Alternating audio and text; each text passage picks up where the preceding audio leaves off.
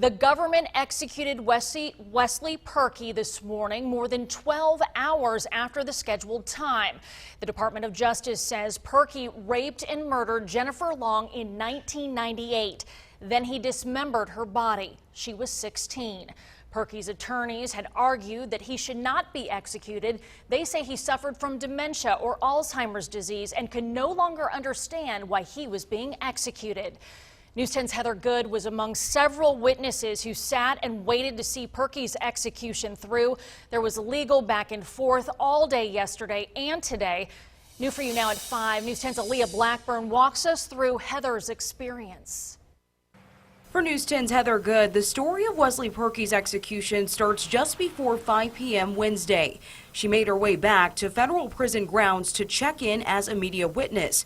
That's after learning the execution was pushed back to 7 p.m. I thought that because they had pushed back the execution time, that perhaps all of the legal hurdles would have been dealt with, and when we actually got there, we would be able to proceed. However, media members would proceed to wait for several hours. The BOP officials in the room seemed to think that this really could happen at any time, so we were never released. The back and forth between Purkey's legal team and the courts would go on until at least 2:30 Thursday morning. The media and the victim's family were hauled into vans headed for the execution chambers, leaving them all to sit and wait again until 7:53. By 7:55, that curtain had been raised. I also noticed at that time that they were taking a face mask off of Wesley Purkey, which I thought was interesting because I did not notice Daniel Lee at any point wearing a face mask. I was kind of taken aback. His cheeks seemed kind of rosy the first time I saw him.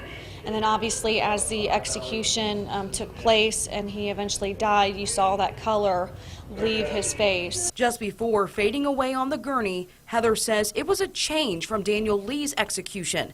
While Lee used his final words to maintain his innocence, Purkey spent his on apologies to his daughter, her family, and the victims. One of his final statements was, "This sanitized murder really does not serve no purpose whatsoever."